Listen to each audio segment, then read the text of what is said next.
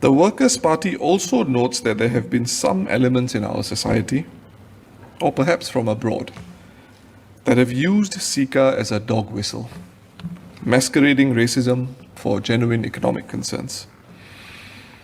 The Workers' Party accepts that genuine economic concerns exist and that it is fair to raise concerns about them. However, we abhor and denounce the racism and xenophobia that has become a part of the public narrative in some quarters. Some have gotten away resorting to loose and vile language online as an outlet for their frustration, something they wouldn't do in person, or worse, extended this behavior to the real world.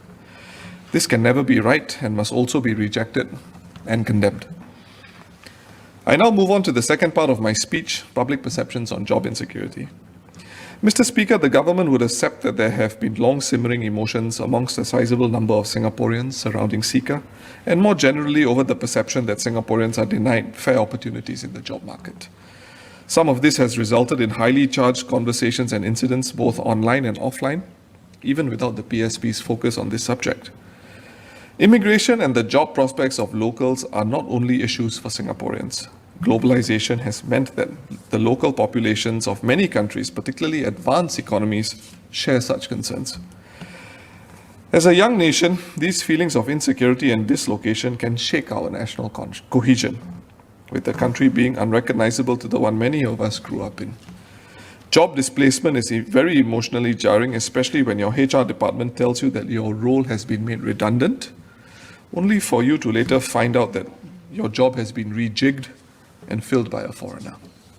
It is also upsetting for Singaporeans when they learn that a foreigner has filled a job position for which a Singaporean is suitably qualified. The emotions that we see today, while directed differently towards Indians in some cases, have been directed at other communities in the past. As noted by Minister of Manpower in his ministerial statement in July, and I quote, "In the 2000s, we experienced a similar situation when the share of PRCs in our foreign workforce increased significantly before tapering as China's growth took off. Both then and now, the large numbers did not go unnoticed and created friction within our communities," unquote.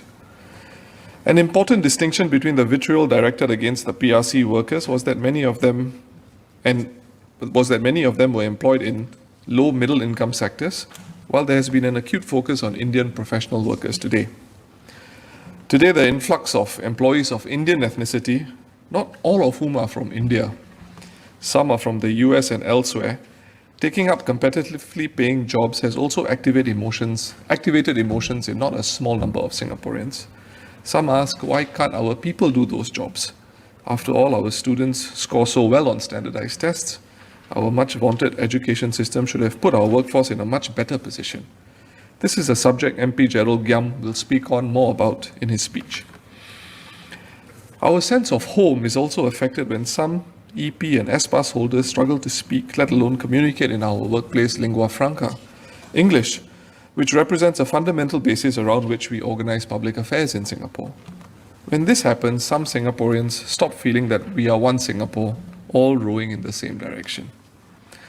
Those Singaporeans who ride on the opportunities created by a growing economy or who are new immigrants doing well economically can more readily accept the new status quo. It is a small price to pay, and one can interpret the new reality as the price of progress and economic growth. But for those who lose their jobs, see their incomes stagnate, and fear for their children's prospects in a competitive Singapore, and these are commonly the sandwich class and low-income Singaporeans, strong feelings are aroused, with many feeling that the playing field is uneven and the government is slow to protect Singaporeans in their own land. Ordinary Singaporeans do not delve into the intricacies of free trade agreements. Instead, they look around and come to conclusions based on what they perceive and experience. If Singaporeans have not for years been seeing foreigners occupying well-paying jobs, while qualified Singaporeans are unemployed or underemployed, we would not be talking about this today. Over the last 2 decades, the effect of the government's immigration and foreign talent policies has been so pervasive that former Prime Minister Goh Chok Tong covered the subject in his autobiography released only a few months ago, the second part of his autobiography. And I quote, "Take PRs, for example. In the years before the numbers rose to 50,000 and then 70,000 a year.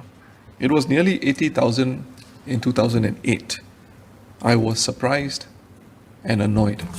I told the Prime Minister so. Since then, we have kept the numbers to around 30,000 PRs every year. But even then, when you add the numbers up over the years, you will begin to feel the cumulative effects within the society and in daily living. Then he goes on. As a government, we needed to monitor the inflows of PRs and foreign workers, as well as demographic changes, more closely. No surprise that the people reacted in the way they did. The negative ground sentiment went beyond crowdedness. It also encompassed perceived job competitions from foreigners and preference of some companies for foreigners over Singaporeans, unquote. So if a former Prime Minister whose job was not directly threatened or taken away by a foreigner can say he was surprised and annoyed, how much more so for a Singaporean who has experienced such fear of or actual loss of their livelihood?